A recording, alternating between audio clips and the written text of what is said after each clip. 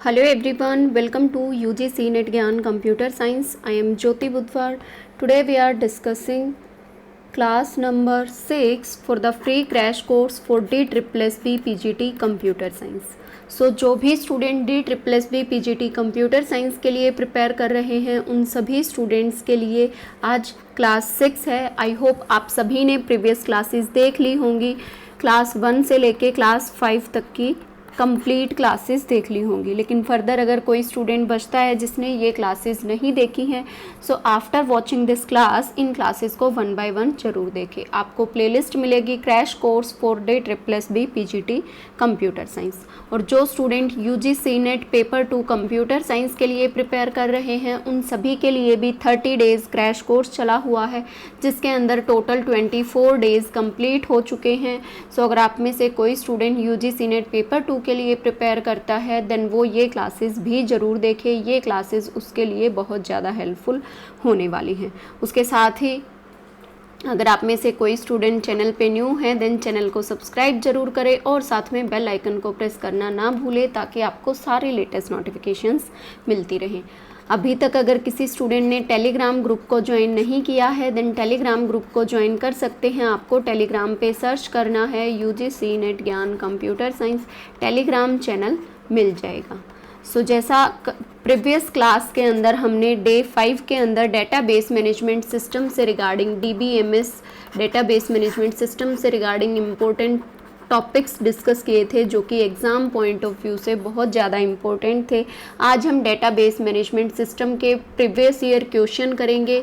Previous year question जो भी PGT level के एग्ज़ाम्स में पूछे गए हैं, ताकि आपको सब्जेक्ट के साथ साथ उस सब्जेक्ट से रिगार्डिंग जो जो क्वेश्चंस पूछे जाते हैं उनका भी पता रहे कि किस तरीके से एग्ज़ाम में क्वेश्चंस पूछे जाते हैं. सो चलिए अपनी क्लास को स्टार्ट करते हैं. उसके साथ ही अगर मैं बात करूँ स्टार्टिंग में तो पहले मैं कुछ डाउट क्वेश्चंस ले रही हूँ. बहुत सारे स्टूडेंट्स के 2-3 क्वेश्चंस में डाउट थे जो हमारी क्लास 4 थी. क्लास 4 के अंदर हमने डिजिटल इलेक्ट्रॉनिक्स के सारे प्रीवियस ईयर क्वेश्चंस किए थे. उसके अंदर 3 क्वेश्चंस में कुछ स्टूडेंट्स को डाउट था. पहले उनको कवर अप करेंगे देन डेटाबेस मैनेजमेंट सिस्टम के क्वेश्चंस को कवर करेंगे. ठीक है. सो पहला क्वेश्चन था, एक 9th क्वेश्चन था वहाँ पे, consider the boolean expression. 3 statement दी हुई थी x and y plus x bar y bar. Second statement थी XOR x bar and then y bar. And third statement थी XOR x bar and y. तो हमें इनमें से बताना था कि कौन कौन सी स्टेटमेंट्स करेक्ट रिप्रेजेंटेशन है फॉर XNOR. कौन कौन सी स्टेटमेंट इनमें से कौन कौन सी स्टेटमेंट करेक्ट रिप्रेजेंटेशन है for the XNOR gate. So options थे 1 एंड 2, यानी कि फर्स्ट और सेकंड स्टेटमेंट. ऑप्शन 2 था 1 एंड 3 और ऑप्शन 3 था 2 एंड 3 एंड देन ऑप्शन 4 था हमारा 1, 2 एंड 3. सो ये 4 ऑप्शंस थे. हमें बताना था कि इनमें से कौन कौन से रिप्रेजेंटेशन XNOR ऑपरेशन के लिए लाई करती है, करेक्ट रिप्रेजेंटेशन है. ठीक है. तो आप सभी को पता होगा XNOR को हम कैसे रिप्रेजेंट करते हैं. अगर हम बात करें XNOR की कैरेक्टरिस्टिक इक्वेशन की, XNOR की अगर कैरेक्टरिस्टिक इक्वेशन की बात करें तो X XNOR Y, ये तो इसका सिंबल होता है XNOR का, आप सभी को पता होगा. और इसको रिप्रेजेंट किया जाता है X Y as it is, X और Y का एंड और X bar and Y bar. एक बार दोनों टर्म्स को एज इट इज़ एंड किया जाएगा और एक बार उन दोनों का कॉम्प्लीमेंट करके एंड किया जाएगा. ये कैरेक्टरिस्टिक इक्वेशन होती है XNOR गेट के लिए. तो अगर हम बात करें फर्स्ट स्टेटमेंट की, फर्स्ट स्टेटमेंट यही कहती है X एंड Y और X बार Y बार, यानी कि फर्स्ट स्टेटमेंट तो बिल्कुल करेक्ट है. यानी कि ऑप्शन 1, 2 एंड 4. 3 तो होगा नहीं क्योंकि इसमें ऑप्शन 1 नहीं दिया हुआ है. देन चेक करते हैं ऑप्शन 2, स्टेटमेंट 2 और स्टेटमेंट 3 में से कौन सी करेक्ट है.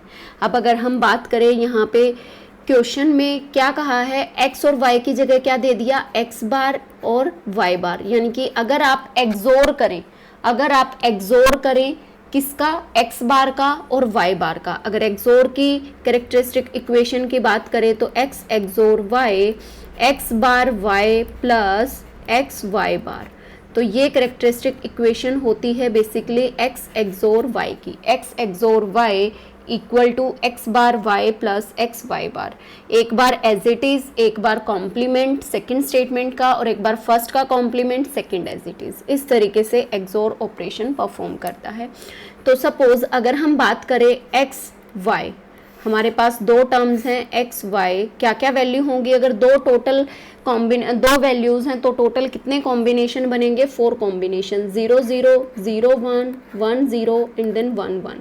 अब हमें एक्सोर करना है किसका, एक्स बार का और वाई बार का, यानी कि एक्स का पहले एक्स बार करना है और वाई का वाई बार करना है and then after this x bar xor y bar, x bar xor y bar. तो अभी 1 बाय 1 चेक करते हैं। एक्स बार क्या हो जाएगा, 0 0 क्या बनेगा, 1 1 1 1 क्या बनेगा, 0 0 एंड देन 0 1, क्योंकि सिर्फ कॉम्प्लीमेंट करना है, 1 बिकम्स 0 0 बिकम्स 1 एंड 1 बिकम्स 0। अब इन दोनों का हमें क्या करना है, एक्सोर। क्या करना है, एक्सोर। एक्सोर किस तरीके से बिहेव करता है, जब हमारी दोनों वैल्यू सेम होती हैं, जब हमारी दोनों वैल्यू सेम होती हैं तो हमें 0 आउटपुट मिलती है, जब हमारी दोनों वैल्यू डिफरेंट होती हैं तो हमें 1 आउटपुट मिलती है in case of XOR. In case of XOR यानी कि जहाँ पे हमारे पास दोनों वैल्यू सेम है, जहाँ पे हमारे पास दोनों वैल्यू सेम है तो हमें क्या मिलेगा, 0, और जहाँ पे हमारी वैल्यूज़ डिफरेंट हैं तो हमें क्या मिलेगा, 1। तो हमें क्या मिलेगा, 1। अब क्या आप देख के बता सकते हैं कि ये जो इक्वेशन, ये जो ट्रुथ टेबल आई है, क्या ये ट्रुथ टेबल एक्सनोर की है? जी नहीं, बिल्कुल भी नहीं, क्योंकि एक्सनोर की ट्रुथ टेबल क्या कहती है, एक्सनोर की ट्रुथ टेबल क्या कहती है, एक्स वाई, और अगर एक्स एक्सनोर वाई हम करते हैं तो हमें क्या मिलता है, 0 0 0 1 1 0 एंड देन 1 1। एक्सनोर के केस में हमें सेम पे मिलता है 1 एंड डिफरेंट पे मिलता है 0। सेम पे हमें मिलता है 1 एंड डिफरेंट पे हमें क्या मिलता है, 0। यानी कि ये इक्वेशन तो एक्सनोर के लिए नहीं है, यानी कि जो स्टेटमेंट 2 है वो तो हमारी करेक्ट हो जाएगी, स्टेट इनकरेक्ट हो जाएगी, यानी कि यहाँ से ये भी फॉल्स हो गया, ये भी फॉल्स हो गया, तो बचा कौन सा, ऑप्शन 2। बचा कौन सा, ऑप्शन 2। लेकिन फिर भी आप थर्ड स्टेटमेंट को एक बार फिर से कैलकुलेट करें। अब थर्ड स्टेटमेंट क्या कहती है, एक्सोर करना है किसका, एक्स का बार, यानी कि एक्स का कॉम्प्लीमेंट लेना है और वाई एज इट इज लेना है। एक्स का तो कॉम्प्लीमेंट रखना है और वाई एज इट इज लेना है, और क्या करना है, इन दोनों का xor. X complement xor y as it is, इन दोनों का क्या करना है, एक्सोर। यानी कि अगर x का कॉम्प्लीमेंट करते हैं तो दोनों 0 0 बिकम्स 1 एंड 1 बिकम्स 0, और y को सेम रखेंगे यानी कि 0 1 0 1। और एक्सोर कैसे बिहेव करता है, जब हमारी सेम वैल्यू होती है, जब हमारी दोनों वैल्यू सेम होती हैं तो हमें क्या मिलता है, 0। एक्सोर के केस में, एक्सोर के केस में दोनों जब सेम होती हैं तो 0 मिलता है, डिफरेंट पे 1 मिलता है। क्या ये ट्रुथ टेबल का जो आउटपुट मिली है, क्या ये एक्सनोर की आउटपुट है? जी हाँ, बिल्कुल सेम है जो हमारी एक्सनोर की आउटपुट थी, यानी कि स्टेटमेंट 3 जो है वो आपकी बिल्कुल करेक्ट स्टेटमेंट है, सेम स्टेटमेंट 1 भी आपके बिल्कुल करेक्ट स्टेटमेंट है। आई होप अब किसी स्टूडेंट को कोई डाउट नहीं होगा। एक्सोर की, अगर सिंपली एक्सोर की आपको ट्रुथ टेबल देखनी है तो मैं बता देती हूँ, एक्स एक्सोर वाई 0 0 0 1 1 0 1 1। जब हमारी दोनों वैल्यू सेम होती हैं तो हमें मिलता है 0, जब डिफरेंट होती है तो हमें मिलता है 1। या फिर आप जो ये कैरेक्टरिस्टिक इक्वेशन है, अगर इसमें भी आप 1 बाय 1 एक एक वैल्यूज़ को ऐड करके चेक करेंगे तो भी आपका आंसर सेम ही आएगा। आई होप क्वेश्चन नंबर 9 बिल्कुल क्लियर होगा सभी स्टूडेंट्स को। देन नेक्स्ट क्वेश्चन डाउट था, जो डाउटेड क्वेश्चन था क्वेश्चन नंबर 12। सो एक बार क्वेश्चन नंबर 12 को देख लेते हैं। क्वेश्चन नंबर 12 में क्या डाउट है। सो यहाँ पे ऑप्शन हमें दिया था, which of the following value is not equal to, which of the following value is not equal to 7214 base 8। 7 2 1 4 base 8 के कौन सी इक्वल नहीं है? ऑप्शन ए दिया था 1 1 1 0 1, 3 times 0 1 1 0 0 base 2, and then option B दिया था E A C base 16, and option C दिया था 3 7 2 4 बेस 10, एंड ऑप्शन डी दिया था 3 2 2 0 3 0 बेस 4। तो अगर हमारा क्वेश्चन है ऑक्टल में, तो हम कैसे सॉल्व करेंगे? अब यहाँ पे एक ऑप्शन दिया है बेस 2 में, एक हेक्साडेसिमल में और एक बेस 4 में, यानी कि जो 2 की पावर वाले बेस है उनको तो हम डायरेक्ट कर सकते हैं। कैसे करेंगे? इसको हम सिंपली बाइनरी में कन्वर्ट करेंगे। बाइनरी में कितने बिट्स के पेयर बनाएंगे? 7 को हम कैसे लिखते हैं? अगर हमारा ऑक्टल में होता है उसको बाइनरी में 1 1 1, 2 को 0 1 0, 1 को 0 0 1, 4 को 1 0 0। तो ये हमारी बाइनरी रिप्रेजेंटेशन होगी। आपको इससे मैच करना है क्या ये रिप्रेजेंटेशन इसी के सेम है। 3 टाइम्स 1 0 1 0 0 0 1 1 0 0 बिल्कुल सेम है, यानी कि ये तो हमारा वैलिड ऑप्शन है, इक्वल है। हमें क्या बताना है? Not equal. इस टाइप के क्वेश्चन में आपको ये भी ध्यान रखना है कि इनमें से कौन सा क्वेश्चन इक्वल नहीं है। इक्वल पूछा है या नॉट इक्वल पूछा है, ट्रू पूछा है, फॉल्स पूछा है, या फिर नॉट ट्रू पूछा है, वैलिड पूछा है, इनवैलिड पूछा है, इन टर्म्स पे आपको ज़्यादा ध्यान देने की ज़रूरत है। नेक्स्ट ऑप्शन है ऑप्शन 16। अगर हम इसको बेस 16 में कन्वर्ट करना चाहें बाइनरी से, तो बाइनरी टू बेस 16 कैसे करते हैं? 4 4 बिट्स के पेयर बनाते हैं। क्या करते हैं? 4 4 बिट्स के पेयर बनाते हैं। अगर हमारा पेयर कंप्लीट नहीं होता तो हम 0 ऐड करते हैं। 1 1 1 0 क्या बनेगा? 14 14 को हम क्या लिखते हैं? ई, एंड देन 1 0 0 8 यानी कि ई 8, 1 1 0 यानी कि 12, 12 को हम किससे रिप्रेजेंट करते हैं? सी से, यानी कि हेक्साडेसिमल में E8C करेक्ट ऑप्शन होना था, ना कि EAC। तो ये दोनों आपस में इक्वल नहीं है। और क्या पूछा है? इक्वल नहीं पूछा है। सो हेयर ऑप्शन बी जो है वही हमारा करेक्ट आंसर होने वाला है। ठीक है। अगर आप डी ऑप्शन को भी देखते हैं तो बेस 4 में अगर आपको कन्वर्ट करना है तो आपको 2 के पेयर बनाने होंगे। आप 2 बिट्स के पेयर बनाएं और उन 2 बिट्स के पेयर से जो भी वैल्यू निकलती है वो किस में आएगी? बेस 4 में। 1 1 3 1 0 2 1 0 2 0 0 0 1 1 3 0। क्या ये भी सेम है? जी हाँ, बिल्कुल सेम है। तो ऑप्शन डी भी हमारा इक्वल है। ऑप्शन सी को आप पहले इसको कन्वर्ट करेंगे डेसिमल में, वो थोड़ा लेंदी प्रोसेस होगा, उसको आप खुद से करके देख सकते हैं, लेकिन उससे भी आपको क्वेश्चन में जो आंसर है वो यही मिलेगा 3724, 3724। ठीक है। आई होप क्वेश्चन नंबर 12 भी सभी स्टूडेंट्स को क्लियर हो गया होगा। एक स्टूडेंट को डाउट था क्वेश्चन नंबर 20 में, एक बार उसको भी देख लो। क्वेश्चन नंबर 20 क्या कहता है? लेट अ बुलियन ऑपरेशन, यहाँ पे हमारे पास बुलियन ऑपरेशन स्टार दिया है और ए स्टार बी की डेफिनेशन दी है ए प्लस बी बार। ये पहले से गिवन है। आपको ध्यान रखना है जिस टाइप से आपको क्वेश्चन कहता जाए उसी तरीके से आपको उस क्वेश्चन को सॉल्व करना है। तो ए स्टार बी की वैल्यू क्या है? डिफाइन किया है ए स्टार बी को किससे? ए प्लस बी बार से। If m equal to A star B, अगर m जो है वो इक्वल है a स्टार b के, then the value of m star b, तो m स्टार b की क्या वैल्यू होने वाली है आपको बताना है। अगर m इक्वल है a स्टार b के तो m स्टार b किसके इक्वल होने वाला है? तो इसमें आप या तो ये कर सकते हैं कि m की वैल्यू पहले पुट करें, m पहले से दिया हुआ है a star b and then star b। अब a स्टार b की क्या वैल्यू दी है? a plus B bar, a plus B bar and then star b, a plus B bar and then star b। अब आपको इस a plus B star को as A consider करना है एंड देन स्टार b, यानी कि अगर आप इसको दोबारा से ओपन करते हैं a स्टार b की फॉर्म में, यानी कि first term as it is आएगी a प्लस बी स्टार और स्टार की जगह पे क्या आएगा? प्लस, एंड सेकंड जो हमारी वैल्यू है b उसका क्या होगा? कॉम्प्लीमेंट। उसका क्या होगा, कॉम्प्लीमेंट। और अगर 2 टाइम्स लिखा है B bar plus B bar, तो 2 बार लिखने की ज़रूरत नहीं है, ए प्लस बी बार एक ही बार लिखेंगे तो भी हमारा काम चल जाएगा। नंबर ऑफ लिटरल्स इंक्रीज करने की कोई भी नीड नहीं है। तो ए प्लस बी बार सिंपली किसके इक्वल था, ए स्टार बी के, ये हमें पहले से गिवन था। और ए स्टार बी किसके इक्वल था, एम के इक्वल था। ठीक है, सो यहाँ पे ऑप्शन एम जो है वो बिल्कुल करेक्ट ऑप्शन होगा। ऑप्शन 1 दिया था ए, ऑप्शन बी दिया था एम, ऑप्शन सी दिया था 1, ऑप्शन डी दिया था ए प्लस बी। ठीक है, सो हेयर ऑप्शन एम जो है, ऑप्शन बी जो है एम के इक्वल, वही हमारा करेक्ट आंसर होगा। अगर फिर भी कहीं पे डाउट लगता है देन आप क्यों कमेंट सेक्शन में कमेंट करके पूछ सकते हैं। ठीक है,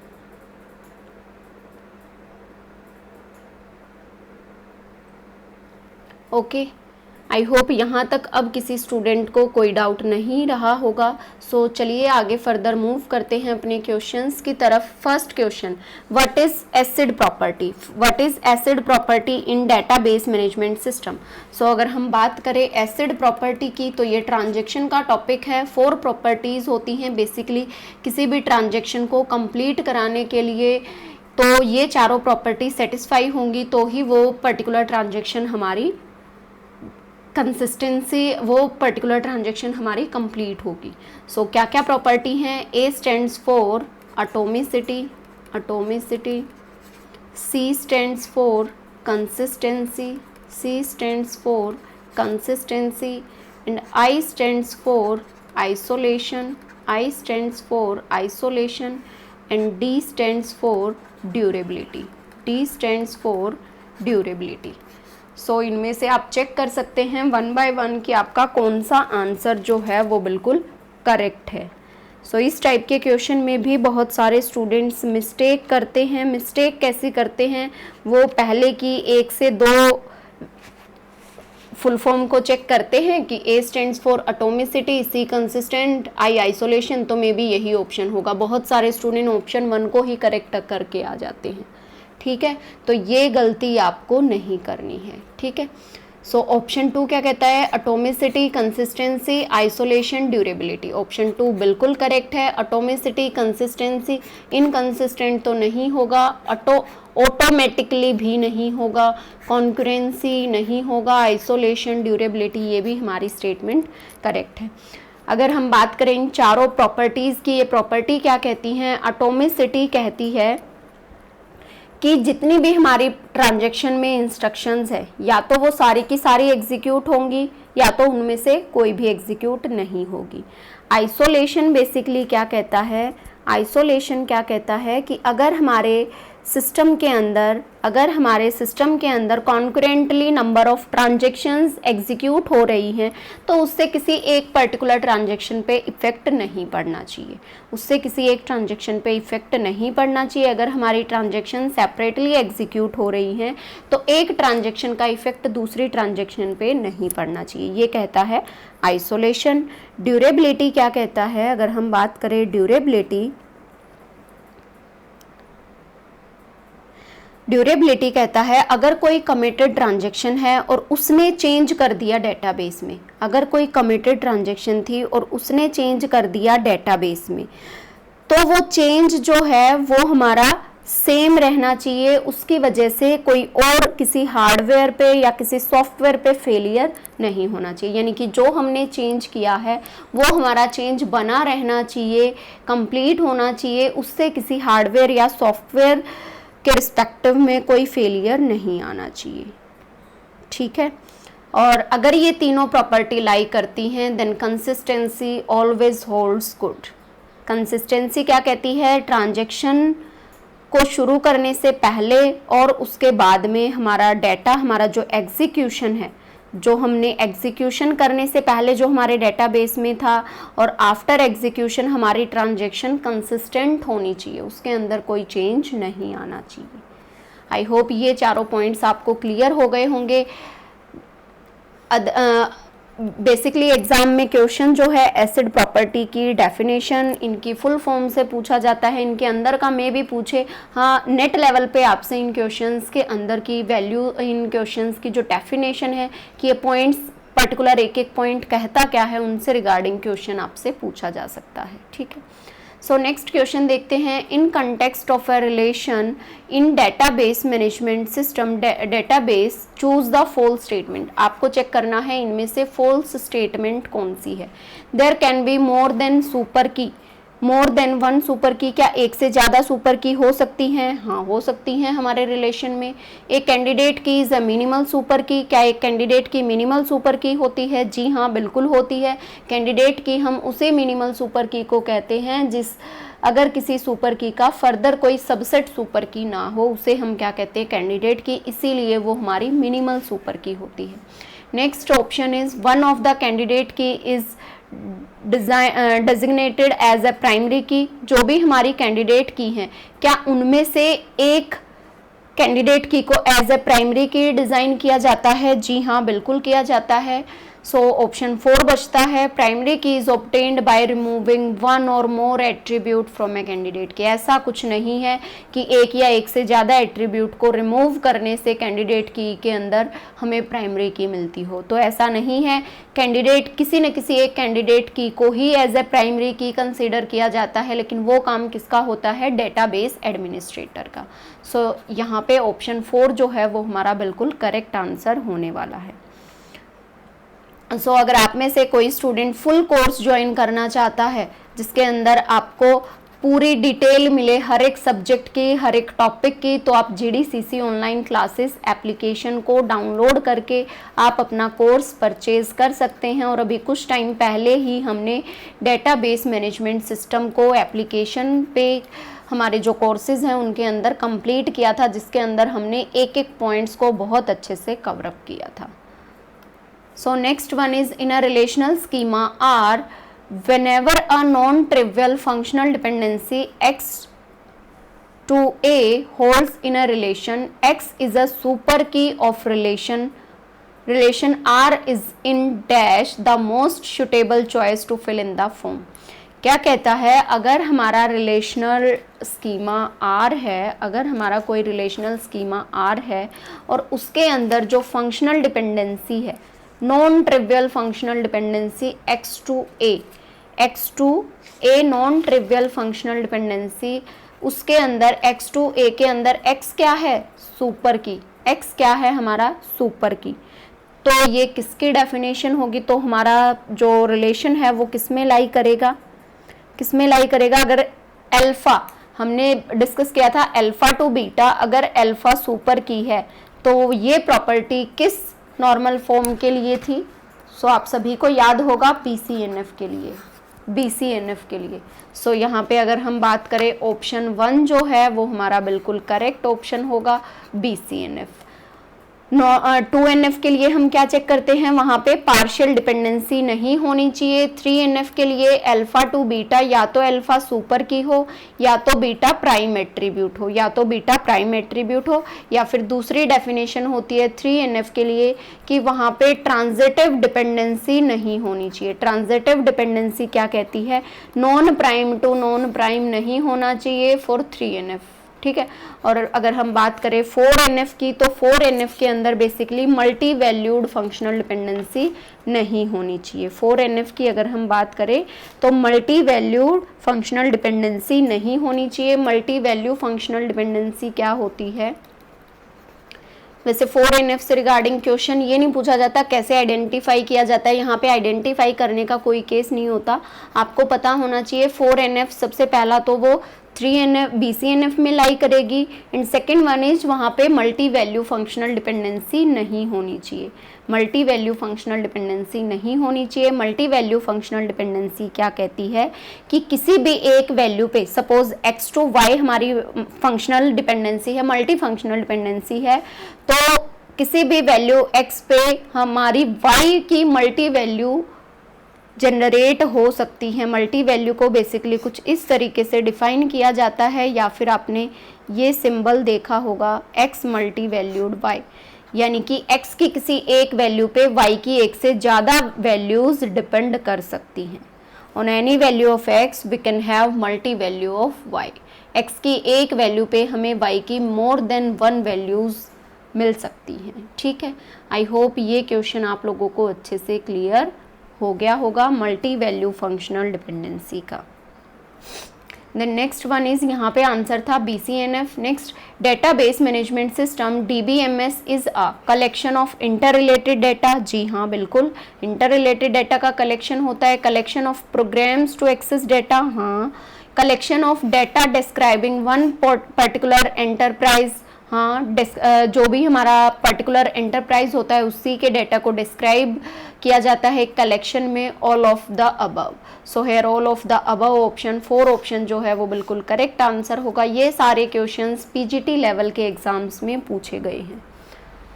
नेक्स्ट क्वेश्चन क्या कहता है, इन ER diagram weak entity is represented by. मैंने वीक एंटिटी बताया था आपको, हम वीक एंटिटी को किससे रिप्रेजेंट करते हैं, डबल लाइन बॉक्स से। डबल लाइन बॉक्स, या फिर अगर रेक्टेंगल, डबल रेक्टेंगल लिखा मिले तो डबल रेक्टेंगल होगा, तो डबल लाइन डायमंड से तो नहीं होगा। डबल लाइन बॉक्स ऑप्शन हो सकता है, डैश्ड लाइन से नहीं होता, and then dashed line diamond ये भी नहीं होता। सो ऑप्शन 2 ही बचता है। लेकिन आगे की स्टेटमेंट को भी देखते हैं। नेक्स्ट स्टेटमेंट क्या कहती है, ER diagram weak entity set is represented by double line box and weak entity set have always dash participation with respect to its identifying relationship। उस पर्टिकुलर रिलेशनशिप के साथ वो कैसा पार्टिसिपेशन रखती है हमेशा, ये भी मैंने आप लोगों को बताया था कि वो पार्शियल पार्टिसिपेशन रखती है और टोटल पार्टिसिपेशन रखती है। तो वीक एंटिटी जो होती है वो अपने आप को वीक नहीं फील होने देती, वो किसी को ऐसा रिप्रेजेंट नहीं करती कि मैं वीक एंटिटी हूँ, वो हमेशा टोटल पार्टिसिपेशन रखती है। कैसा पार्टिसिपेशन रखती है, टोटल। और टोटल पार्टिसिपेशन को भी हम किससे डिफाइन करते हैं, डबल लाइन से। किससे डिफाइन करते हैं, डबल लाइन से, लेकिन वो डबल स्ट्रेट लाइन होती है, कोई बॉक्स नहीं होता। ठीक है, next one is, assume that AB to C, C to D and D to A are simultaneously satisfied by a relation R. What are the candidate key of this relation? सो इनमें से candidate की बताना है। Candidate की मैंने आप लोगों को बहुत अच्छे से समझाया था। ABCD हमारे रिलेशंस के एट्रीब्यूट्स हैं। AB to C एक पर्टिकुलर फंक्शनल डिपेंडेंसी है, C to D एक फंक्शनल डिपेंडेंसी है, and D to A another functional dependency है। सो कैसे चेक करते हैं, जो एट्रीब्यूट यहाँ पे प्रेजेंट नहीं है, B नहीं है, B का क्लोजर आइडेंटिफाई करेंगे। क्या B के क्लोजर से आप बाकी के सारे एट्रीब्यूट आइडेंटिफाई कर पाए, तो नहीं कर पाए। तो उसके बाद क्या करेंगे, पेयर बनाएंगे किसके साथ, जो बाकी के एट्रीब्यूट्स है। B हमारा कैसा एट्रीब्यूट होगा, इसेंशियल, AB BC BD। अब आपको क्या करना है, AB का क्लोजर, BC का क्लोजर, BD का क्लोजर।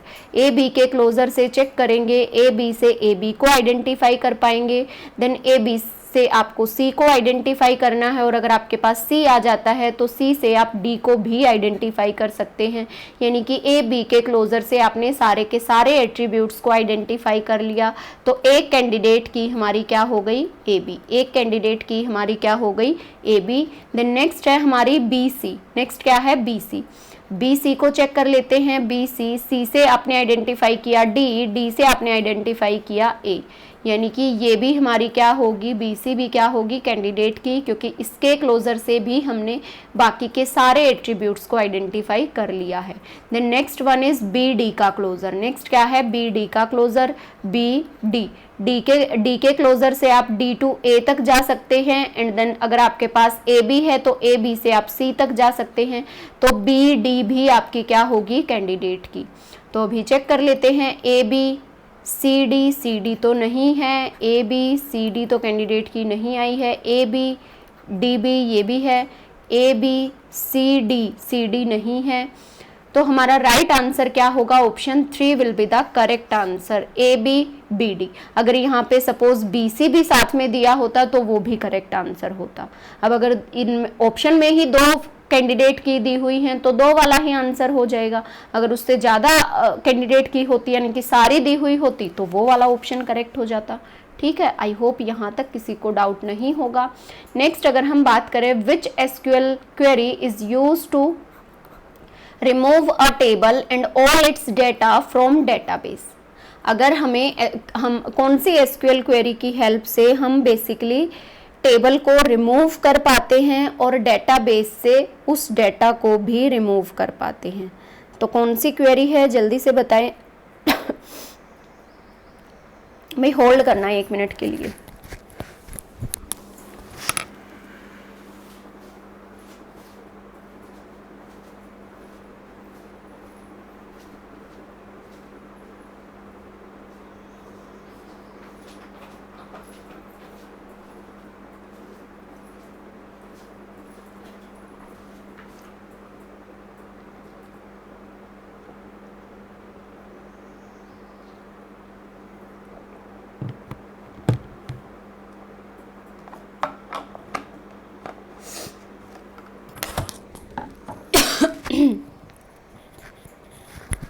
क्या क्वेश्चन था, which SQL query is use to remove a table, अगर हमें वो टेबल रिमूव करनी है, and all its data from database, और सारा डेटा डिलीट करना है डेटाबेस से।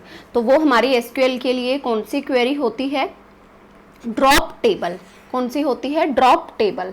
अगर हमें सारी रोज को, सिर्फ सारी रोज को डिलीट करना है तो हम वहाँ पे ट्रंकेट कमांड का यूज करते हैं, और अगर हमें 1 से 2 रोज को या 1 से ज़्यादा रोज को डिलीट करना है तो हम डिलीट कमांड का यूज करते हैं, और अगर हमें सारी रोज को डिलीट करना है तो ट्रंकेट कमांड का यूज किया जाता है। और अगर हमें पूरी टेबल साथ में उसका जो डेटा बेस के अंदर उसका डेटा स्ट्रक्चर है, अगर हमें उसको भी डिलीट करना है तो हम ड्रॉप टेबल का यूज़ करते हैं। ठीक है, आई होप यहाँ तक किसी स्टूडेंट को कोई डाउट नहीं होगा। फर्दर अगर कहीं पे किसी स्टूडेंट को जहाँ कहीं कोई भी डाउट लगे तो आप मुझे साथ के साथ कमेंट सेक्शन में कमेंट करके पूछ सकते हैं। ठीक है, क्योंकि बेसिकली ये जो सीरीज़ चली हुई है ये आप सभी स्टूडेंट्स के लिए ही है, और फिर भी अगर आप में से किसी स्टूडेंट को डाउट रहता है तो आप पूछ सकते हैं। नहीं पूछेंगे तो भी मुझे कैसे पता चल पाएगा कि आपको कहाँ पे डाउट है, किस पॉइंट में डाउट है। तो इसीलिए आप बेझिझक कमेंट सेक्शन में कमेंट करके पूछ लिया करो। ठीक है, then next one is SQL query and modification command are represented in which of the following? So इनमें से modification command कौन सी है? क्या पूछा है, modification। modification means अगर हमें कुछ चेंज करना है, अगर हमें कुछ चेंज करना है या हमें कुछ मॉडिफाई करना है तो वो कौन सी कमांड्स होती हैं। एसक्यूएल की क्वेरी और मॉडिफिकेशन कमांड्स को हम किससे रिप्रेजेंट करते हैं, डीएमएल से। किससे रिप्रेजेंट करते हैं, डीएमएल से। DML means data manipulation, data manipulation language. DML means data manipulation language. बहुत बार ये फुल फॉर्म भी पूछी जाती है, और कई बार ये भी पूछा जाता है डीडीएल कमांड कौन सी है, डीडीएल स्टेटमेंट्स कौन सी हैं, डीएमएल कौन सी हैं, और डीसीएल कौन सी हैं। यहाँ से भी बहुत बार एग्जाम में क्वेश्चंस पूछे जाते हैं कि जो हमारी एसक्यूएल स्टेटमेंट हैं वो बेसिकली कितनी है, डीडीएल, डीएमएल, डीसीएल। आपको और भी कई सारी मिल सकती हैं, टीसीएल लिखा हुआ मिल सकता है, तो वो हमारे एग्जाम पॉइंट ऑफ व्यू से इतना इम्पोर्टेंट नहीं है। कई जगह अलग अलग डेफिनेशंस मिलती हैं, अलग अलग टाइप्स मिलती हैं। ये 3 टाइप्स बिल्कुल सफिशिएंट टाइप्स हैं जो कि आपके एग्जाम में पूछी जाती है। डीडीएल हमारी कौन कौन सी, इसके अंदर कौन कौन सी एसक्यूएल कीवर्ड्स आते हैं। DDL means data definition language, data definition language. DCL data control language, data control language. और डीएमएल हमने अभी पढ़ा data manipulation language, manipulation language. ठीक है, तो डीडीएल के अंदर आती है अगर किसी टेबल को हमें क्रिएट करना है, ऑल्टर करना है, ड्रॉप करना है या फिर ट्रंकेट करना है, तो ये सब किसमें होता है, ये सभी किसमें होता है, डेटा डेफिनेशन लैंग्वेज में। ऑल्टर मीन्स अगर हमें सपोज कोई टेबल क्रिएट कर दी है तो उसके अंदर अगर हमें न्यू कॉलम्स ऐड करने हैं उस पर्टिकुलर टेबल के अंदर तो हम ऑल्टर कमांड का यूज़ करते हैं।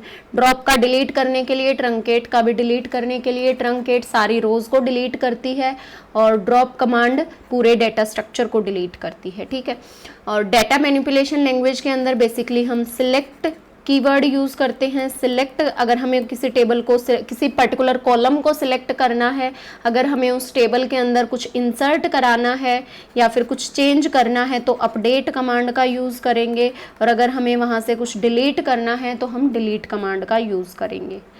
ठीक है। DCL कमांड्स क्या कहती हैं? Data control language, grant, revoke,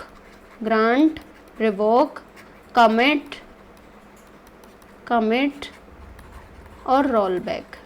grant, revoke, commit, roll back. DCL के लिए आप इन सभी चारों की चारों कमांड्स को जरूर याद रखें कि कौन कौन सी है। Grant, revoke, commit, roll back, ये बेसिकली हमारी ट्रांजेक्शन्स में यूज़ की जाती हैं और ये बेसिकली हमारे डेटाबेस में ग्रांट और रिवोक प्रिविलेज के लिए यूज़ की जाती हैं। सो नेक्स्ट क्वेश्चन की तरफ बढ़ते हैं। Which one of the following is use to sort all rows in SQL? अगर हमें SQL कमांड के अंदर सारी की सारी रोज को शॉर्ट करना है तो हम कौन सी कमांड यूज़ करते हैं? अगर हमें सारी की सारी रोज को शॉर्ट करना है तो शॉर्ट के लिए हम बेसिकली यूज़ करते हैं ऑर्डर बाय कमांड। कौन सी कमांड्स को यूज़ करते हैं? Order by command. आप सभी ने भी इन सभी को पढ़ा होगा अपने ग्रेजुएशन लेवल पे या फिर मास्टर्स लेवल पे। अगर हमें सिंपली शॉर्ट करना है, अगर ऑर्डर बाय कमांड यूज़ करते हैं, ऑर्डर बाय कमांड यूज़ किया है तो जो भी हमारा डेटा है वो या तो अल्फ़ाबेटिकली शॉर्ट होगा, या फिर short in ascending order, short in increasing और नॉन डिक्रीजिंग ऑर्डर। इंक्रीजिंग और नॉन डिक्रीजिंग ऑर्डर। इंक्रीजिंग और नॉन डिक्रीजिंग का मतलब होता है इंक्रीजिंग ही, लेकिन वो कौन सा इंक्रीजिंग होता है? जहाँ पे एक से ज़्यादा आइटम्स को जहाँ पे एक डेटा वैल्यू को एक से ज़्यादा टाइम्स यूज़ किया जाता है। लाइक अगर 1 1 2 2, तो उनमें से ये पता रहे जो पहला 1 है लाइक उसको 1 डैश से कर दिया, सेकंड 1 को सिंपली 1 से कर दिया, फर्स्ट 2 को 2 डैश से कर दिया, तो हमें वहाँ पे पता रहता है कि कौन सा डेटा वैल्यू पहले आया। तो अगर simply order by command use की है तो अल्फ़ाबेटिकली शॉर्ट करेगा या फिर इंक्रीजिंग ऑर्डर में। अगर आप उस सारे डेटा को रिवर्स ऑर्डर में चाहते हैं, यानी कि अगर डिसेंडिंग ऑर्डर में चाहते हैं उस डेटा को, तो आपको ऑर्डर बाय के बाद, ऑर्डर बाय जहाँ पे आप यूज़ करेंगे उसके बाद DESC ये कीवर्ड यूज़ करना पड़ेगा अगर आप डिसेंडिंग ऑर्डर में चाहते हैं। अगर आप डिसेंडिंग ऑर्डर और रिवर्स ऑर्डर में उस डेटा को कन्वर्ट करना चाहते हैं तो आप ऑर्डर बाय के बाद DESC कीवर्ड का यूज़ करेंगे। ठीक है। ग्रुप बाय का ग्रुप करने के लिए शॉर्ट बाय, सिंपली शॉर्ट हम यूज़ नहीं करते। अगर शॉर्ट यूज़ करना है, शॉर्टिंग करनी है, हमें रोज़ को शॉर्ट करना है तो ऑर्डर बाय कमांड का यूज़ किया जाता है। ठीक है। Next one is SQL command use to modify attribute values of 1 और मोर सिलेक्टेड टपल।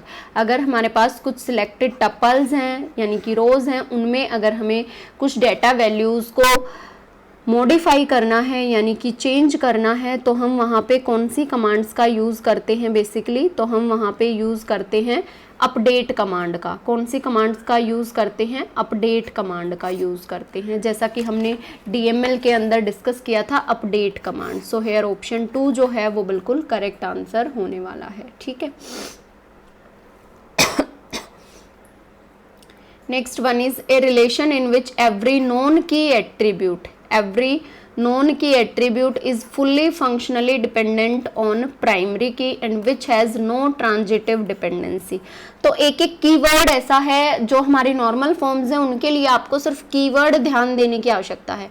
नॉर्मल फॉर्म निकालते कैसे हैं वो तो आई होप सभी स्टूडेंट्स को क्लियर हो गया होगा, लेकिन अगर हमें उनकी स्टेटमेंट याद रखनी है तो उनके लिए एक एक कीवर्ड है जो मैं बहुत बार बता चुकी हूँ। तो यहाँ पे क्या आया है? No transitive dependency. तो जहाँ पे ट्रांजिटिव डिपेंडेंसी नहीं होती वो रिलेशन किस नॉर्मल फॉर्म में लाई करता है? BCNF।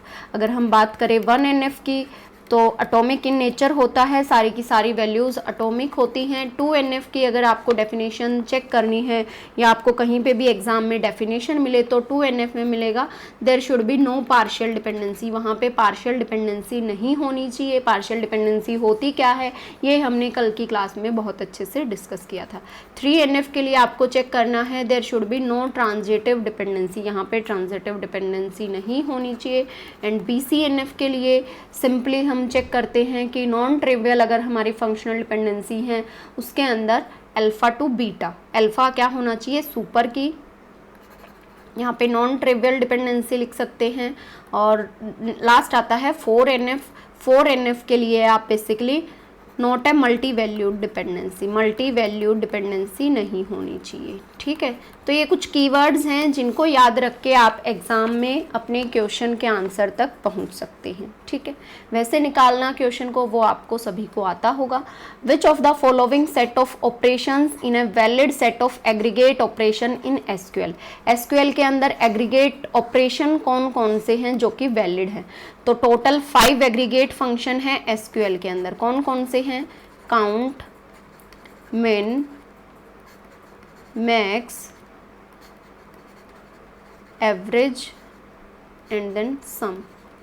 ये 5 ही कीवर्ड, ये 5 ही ऑपरेटर हैं जो कि हमारे एग्रीगेट ऑपरेशन हैं। 1 2 3 4 5, 9 से कम 9 से ज़्यादा।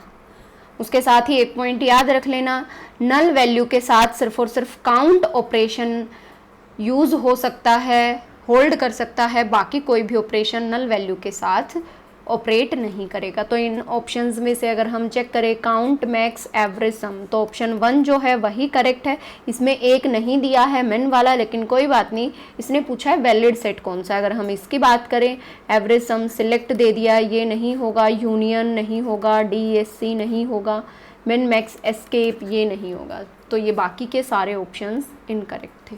A double ellipse represent dash attribute in ER diagram, ये क्वेश्चन भी मैं आपको बता चुकी हूँ जब मैंने टाइप्स ऑफ एट्रीब्यूट बताया था। तो डबल इलिप्स से हम किस एट्रीब्यूट को डिफाइन करते हैं, बेसिकली मल्टी वैल्यूड एट्रीब्यूट को। किसको डिफाइन करते हैं, मल्टी वैल्यूड एट्रीब्यूट को। और उसके साथ ही मैंने ये भी बताया था ER डायग्राम में तो हम ER डायग्राम में तो हम मल्टी वैल्यू एट्रीब्यूट को डबल इलिप्स से रिप्रेजेंट करते हैं, डबल इलिप्स से। लेकिन वहीं पे अगर हम बात करें रिलेशनल मॉडल की तो उसके अंदर हम मल्टी वैल्यू एट्रीब्यूट के लिए सेपरेट टेबल जनरेट करते हैं, सेपरेट टेबल जनरेट करते हैं। मे बी नेक्स्ट टाइम आपसे टेबल की फॉर्म में पूछ सकता है कि अगर रिलेशनल मॉडल है तो उसके अंदर हम मल्टी वैल्यू एट्रीब्यूट को कैसे डिफाइन करते हैं, तो सेपरेट टेबल से। मल्टी वैल्यू एट्रीब्यूट होते कौन से हैं, जिनकी एक से ज़्यादा वैल्यूज़ रिप्रेजेंट होती हैं, जिनके एक से ज़्यादा वैल्यूज़ लाई करती हैं। सो हेयर ऑप्शन 1 जो है वो हमारा करेक्ट आंसर होगा। डिराइव्ड एट्रीब्यूट कौन से होते हैं, जो कि स्टोर्ड एट्रीब्यूट की हेल्प से डिराइव किए जाते हैं। इनको basically dotted line, dotted ellipse से रिप्रेजेंट किया जाता है। कंपोजिट एट्रीब्यूट कौन से होते हैं, जहाँ पे एक ओवल से दूसरा ओवल कनेक्ट हो, यानी कि एक एट्रीब्यूट से फर्दर उसके नेक्स्ट एट्रीब्यूट्स जनरेट होते हैं, ठीक है। Complex attribute multi value hybrid attributes हो सकते हैं, कॉम्बिनेशन ऑफ 2 एट्रीब्यूट्स हो सकता है। Next one is let relation R has a foreign key. इस क्वेश्चन को वेरी वेरी इंपॉर्टेंट लिख लेना, ये क्वेश्चन बहुत बार रिपीटेड क्वेश्चन है। ये क्वेश्चन गेट में भी पूछा गया है, ये क्वेश्चन नेट एग्जाम में भी पूछा गया है, ये क्वेश्चन पहले गेट में पूछा गया, उसके बाद नेट में पूछा गया, इसरो में भी रिपीटेड क्वेश्चन है ये, और PGT लेवल के हर एग्ज़ाम में ये क्वेश्चन हर बार पूछा जाता है। एक किसी भी मतलब कोई भी एग्ज़ाम हो आपका PGT लेवल का, उस एग्ज़ाम में कहीं ना कहीं ये क्वेश्चन आपको देखने को मिलेगा। तो इस क्वेश्चन को थोड़ा ध्यान से सुनना, बहुत इजी क्वेश्चन है, ऐसी बात नहीं है। बट कुछ स्टूडेंट्स को इसकी स्टेटमेंट देख के समझ नहीं आता, अगर उनको कंसेप्ट पता है तो वो इस क्वेश्चन को बहुत इजीली बता सकते हैं। सो क्वेश्चन क्या है, let relation R2 has a foreign key, यानी कि कोई 2 रिलेशन होंगे R1 R2। रिलेशन R2 के पास क्या है, फॉरेन की। क्या है, फॉरेन की। फॉरेन की क्या होती है, किसी भी किसी एक टेबल की प्राइमरी की को एज जब हम दूसरी टेबल में यूज करते हैं तो वो क्या बन जाती है, फॉरेन की। दैट रेफर्स टू प्राइमरी की ऑफ रिलेशन R1, वही कह दिया, यानी कि R1 की प्राइमरी की को as a foreign key use किया गया है R2 रिलेशन में। Which of the following operation में cause violation, which of the following operation में कोज वायलेशन। और referential integrity constant, referential integrity constant basically अगर हम बात करें तो दो टेबल के बीच में होता है, फॉरेन की वजह से होता है। रेफरेंशियल सिर्फ अगर इंटीग्रिटी कांस्टेंट की बात करें तो वो प्राइमरी की वजह से होता है और एक टेबल में होता है। और उसके साथ ही मे कोज वायलेशन, इनमें से कौन सी स्टेटमेंट ऐसी है जो कि वायलेट करती है, जो कि इनकरेक्ट प्रूव करती है। तो अगर हम बात करें, अगर हमारे पास किसी एक रिलेशन में प्राइमरी की है और किसी दूसरे रिलेशन में फॉरेन की दी हुई है, पहले तो आप क्वेश्चन ये टॉपिक समझ लो। अगर हम बात करें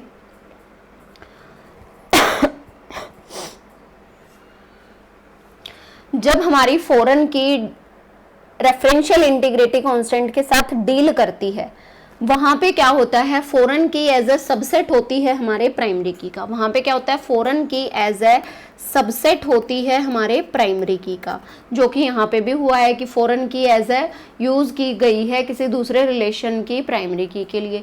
तो जो हमारी प्राइमरी की होती है ना, उसके अंदर तो हम इंसर्शन तो डायरेक्टली कर सकते हैं, इंसर्शन डायरेक्टली कर सकते हैं, लेकिन डिलीशन प्राइमरी की के अंदर बता रही हूँ, अगर हमें सपोज किसी रो या टपल को इंसर्ट कराना है तो हम डायरेक्टली इंसर्ट कर सकते हैं प्राइमरी की में। लेकिन वहीं पे अगर हमें वहाँ से डिलीट करना है प्राइमरी की से, तो हम बिना चेक किए डायरेक्टली डिलीट नहीं कर सकते, डायरेक्टली डिलीट नहीं कर सकते। वहीं पे अगर हम बात करें फॉरेन की तो फॉरेन की के अंदर हम डिलीशन तो डायरेक्टली कर सकते हैं, डिलीशन को तो हम डायरेक्टली कर सकते हैं, और इंसर्शन को हम डायरेक्टली नहीं कर सकते without checking it. I stands for insertion and D stands for deletion. So insert into R1 कौन सी प्रॉपर्टी वॉयलेट करेगी, R1 में क्या था, प्राइमरी की, R2 में क्या है, फॉरेन की।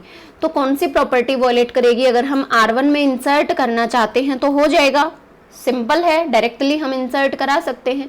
इंसर्ट इनटू R2, यहाँ पे हम इंसर्ट डायरेक्टली नहीं करा सकते, तो ये वाली जो है ऑप्शन, जो हमारी स्टेटमेंट 2 है, ये कहीं ना कहीं वॉयलेशन अक्कर करेगी। ठीक है, तो एक तो स्टेटमेंट 2 हो गया, स्टेटमेंट 2 यहाँ पे गिवन है, यहाँ पे गिवन है। 1 तो वॉयलेशन नहीं करेगी, 1 हमारी सिंपली एग्जीक्यूट हो जाएगी। देन डिलीट फ्रॉम R1, अगर हम प्राइमरी की से डिलीट करना चाहते हैं तो भी प्रॉब्लम अक्कर करेगी, क्योंकि हम प्राइमरी की के अंदर डायरेक्टली डिलीट नहीं कर सकते। सो 2 एंड 3 ये वाली दोनों स्टेटमेंट प्रॉब्लम अक्कर करेंगी, वॉयलेशन करेंगे। डिलीशन फ्रॉम R2, R2 क्या था, फॉरेन की, वहां पे हम डिलीशन डायरेक्टली कर सकते हैं, तो ये भी हमारा वॉयलेशन नहीं करेगी। सो हेयर ऑप्शन 1 जो है वो ही करेक्ट आंसर है। स्टेटमेंट 2 एंड 3 में cause violation in referential integrity constant. So I hope ये कंसेप्ट समझ आया होगा। फर्दर अगर किसी भी स्टूडेंट को कोई भी डाउट रहता है देन आप कमेंट सेक्शन में कमेंट करके पूछ सकते हैं। With SQL how can you return number of records in a persons table, अगर हमारे पास कोई पर्सन टेबल है उसके सारे रिकॉर्ड्स लिखने हैं, क्या करना है, सारे रिकॉर्ड्स। और मैंने आप लोगों को बताया हुआ है, अगर हमें सारे कॉलम्स को सिलेक्ट करना है, अगर हमें सिंपली, वैसे तो जो इसका फॉर्मेट होता है select column name, select column name from table name where condition, ये फॉर्मेट होता है हमारी एसक्यूएल क्वेरी का।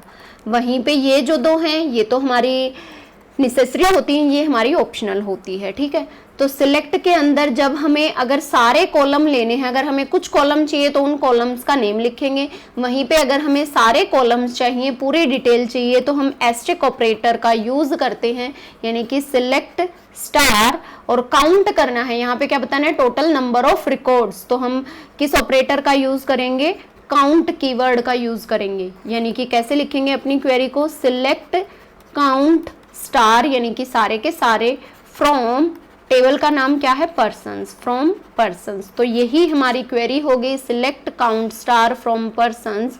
ऑप्शन 1 जो है वही बिल्कुल करेक्ट है, यहाँ पे स्टार नहीं दिया, कॉलम तो लिखना ही नहीं है क्योंकि सारे डिटेल्स चाहिए, ठीक है। सो ऑप्शन 1 जो है वही हमारा करेक्ट आंसर होगा। सो आज की क्लास का यही लास्ट क्वेश्चन था। आई होप ये सारे क्वेश्चंस आप लोगों को बहुत अच्छे से क्लियर हो गए होंगे। लेकिन फर्दर अगर किसी भी स्टूडेंट को कोई भी डाउट लगता है किसी भी क्वेश्चन में, देन आप कमेंट सेक्शन में कमेंट करके पूछ सकते हैं। और अगर ये सेशन पसंद आता है देन क्लास को लाइक जरूर करें और अपने फ्रेंड्स के साथ शेयर करना ना भूलें।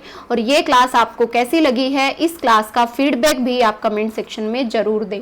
और अगर फर्दर अगर आप टेस्ट सीरीज भी चाहते हैं DSSS से रिगार्डिंग, तो भी आप मुझे कमेंट सेक्शन में कमेंट करके बता सकते हैं। सो आई होप सारे क्वेश्चंस अच्छे से क्लियर हो गए होंगे। Thank you so much and next class में मिलते हैं फर्दर किसी भी न्यू टॉपिक के साथ। तब तक के लिए thank you so much and all the best.